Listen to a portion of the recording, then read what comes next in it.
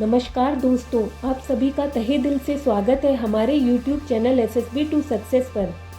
हम आपके साथ एक बार फिर जुड़ गए हैं। आज हम आपके लिए कुछ खास लेकर आए हैं। आज के इस वीडियो में हम बात करेंगे बैंक्स में हुए 11th बाइपर्टेट सेटलमेंट के बारे में। हम जानेंगे कि इस सेटलमेंट में क्या नया और ख़ास है, बैंक कर्मचारियों को क्या क्या बेनिफिट दिए गए हैं और अंत में बात करेंगे कि ये बाइपर्टेट कितना फ़ायदेमंद है आप सभी के लिए।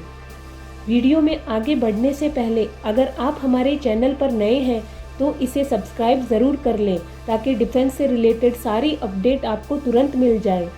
आपको बता दें कि ये सेटलमेंट देश के सारे पब्लिक सेक्टर बैंक्स में हुआ है। सभी सरकारी बैंक के कर्मचारियों को इस बाइपर्टेट का बेनिफिट मिलेगा। बाइपर्टेट सेटलमेंट को डिटेल में जानने से पहले आपको बैंक्स में एक्स सर्विसमैन के लिए कौन कौन सी पोस्ट अवेलेबल है उसके बारे में ब्रीफ में बता देते हैं। जैसा कि आप सब जानते हैं, रिटायरमेंट के बाद ज़्यादातर आर्मी पर्सनल किसी न किसी सरकारी जॉब के लिए अप्लाई करते हैं, जैसे रेलवेज, पुलिस, टीचर, बैंक इत्यादि। इन सभी जॉब ऑप्शंस में से मैक्सिमम एक्स सर्विसमैन बैंक्स में जाते हैं। इसका मुख्य कारण यह है कि बैंक्स का रिजल्ट टाइम से आता है तथा इसमें प्रमोशन भी काफ़ी जल्दी हो जाते हैं। अगर आप मेहनत और डेडिकेशन के साथ इसकी तैयारी करते हैं तो इसका पेपर आप इजीली क्रैक कर सकते हैं। ज़्यादातर एक्स सर्विसमैन बैंक्स में एज ए गार्ड और क्लर्क ज्वाइन करते हैं। इसके बाद वो प्रमोशन लेकर ऑफिसर लाइन में जाते हैं। आपको बहुत से एक्स सर्विसमैन ऐसे भी मिल जाएंगे जिन्होंने bank join as a guard किया था पर रिटायर वो मैनेजर की पोस्ट से हुए हैं। बैंक्स का प्रमोशन प्रोसेस काफ़ी फास्ट और इजी है। अगर आप थोड़ी सी मेहनत करते हैं तो इजीली हायर ग्रेड पे जा सकते हैं। ये वीडियो उन सभी एक्स सर्विसमैन के लिए बेहद ज़रूरी है जो बैंक में जॉब कर रहे हैं या बैंक में आना चाहते हैं और उसके लिए प्रयास कर रहे हैं। तो हर एक एक्स सर्विसमैन को 11th बाइपर्टेट सेटलमेंट के बारे में पता होना चाहिए, जिससे आप जान सको कि इससे आपकी सैलरी में कितना डिफरेंस आया है और सरकार द्वारा इसमें आपको अदर अलाउंसेस क्या क्या दिए गए हैं। आज के इस वीडियो में हम 11th बाइपर्टेट सेटलमेंट के बारे में विस्तार से जानेंगे कि इसका आपकी सैलरी पर क्या इफ़ेक्ट पड़ा है। चलिए बिना देर किए इस सेटलमेंट के इम्पॉर्टेंट पॉइंट्स पर बात कर लेते हैं। बात करें क्लरिकल पोस्ट की तो पहले बैंक क्लर्क की इनिशियल सैलरी 13,000 कुछ थी, पर सेटलमेंट के बाद वो 17,900 से स्टार्ट होगी। पहले क्लर्क की हाईएस्ट सैलरी जिसमें ज़्यादातर एक्स सर्विसमैन पहुंचते थे वो थी 31,540, जो अब इंक्रीज़ होकर 47,920 हो गई है। आपको एक बात क्लियर कर दें कि हम यहाँ सिर्फ बेसिक सैलरी की बात कर रहे हैं। अब बात कर लेते हैं सब स्टाफ की सैलरी में हुए चेंजेस के बारे में। आपकी जानकारी के लिए बता दें कि बैंक गार्ड्स सब स्टाफ के अंतर्गत आते हैं।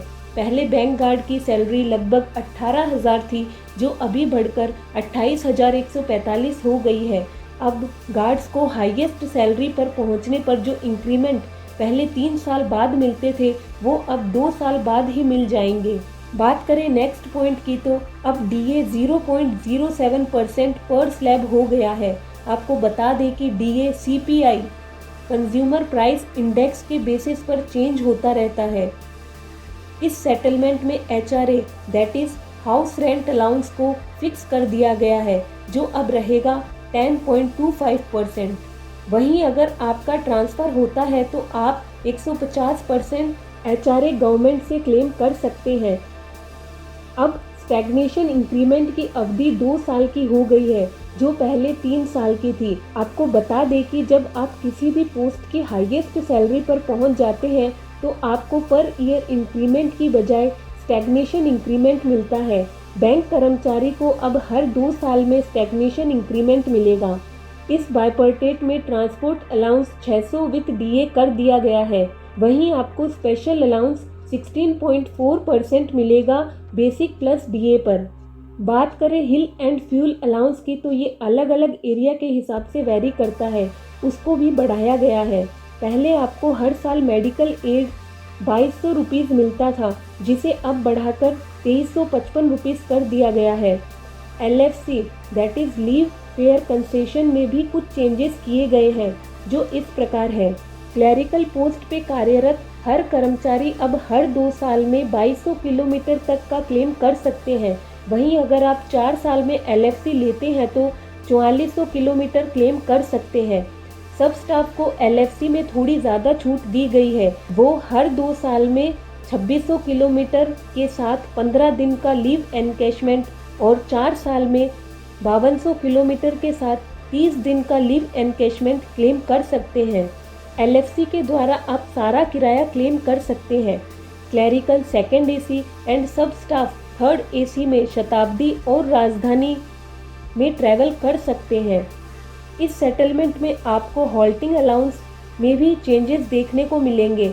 हॉल्टिंग अलाउंस आपको तब मिलता है जब आप किसी दूसरी ब्रांच में काम से जाते हैं, ट्रेनिंग में जाते हैं या कैश रेमिटेंस के लिए जाते हैं। HA आपको पर डे के हिसाब से मिलता है। HA को भी इस बार बढ़ाया गया है। ये अलाउंस सिटी वाइज चेंज होते रहते हैं।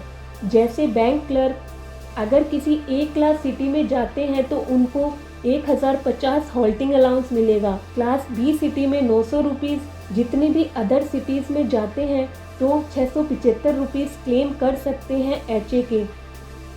वहीं गार्ड्स जब कैश रेमिटेंस के लिए जाते हैं तो वो HA पर डे के हिसाब से क्लेम कर सकते हैं। गार्ड को A क्लास सिटी में जाने पर 750, B क्लास सिटी में 600 और अदर एरिया में 675 रुपीज़ HA मिलेगा। बात करें न्यू लॉजिंग अलाउंस की तो ये अलाउंस तब मिलता है जब आप बैंक के काम से दूसरी जगह जाते हैं और वहाँ पे रहने की जगह बैंक प्रोवाइड नहीं करा पाता।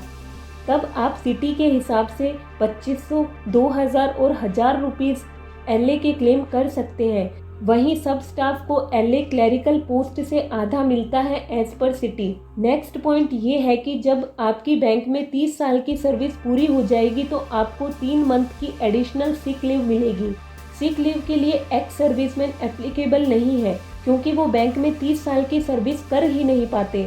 सभी एक्स सर्विसमैन लगभग 45 साल में बैंक ज्वाइन करते हैं और मैक्सिमम 20 से 22 साल तक ही नौकरी कर पाते हैं।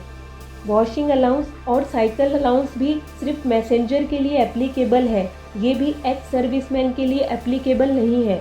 11th बायपर्टेट में एक नई चीज़ ऐड की गई है, that is additional PL encashment. जैसा कि हमने आपको पहले बताया, यदि आप LFC क्लेम करते हैं 2 या 4 साल में तो आप 15 और 30 दिन का लीव एनकैशमेंट क्लेम कर सकते हैं। इसके अलावा भी आप हर साल 5 दिन का लीव एनकैशमेंट क्लेम कर सकते हैं अगर आपकी उम्र 55 साल से कम है।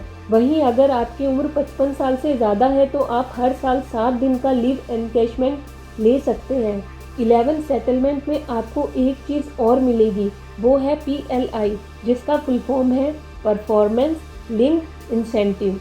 ये इंसेंटिव आपको तब मिलेगा जब बैंक अच्छा परफॉर्मेंस करेगा।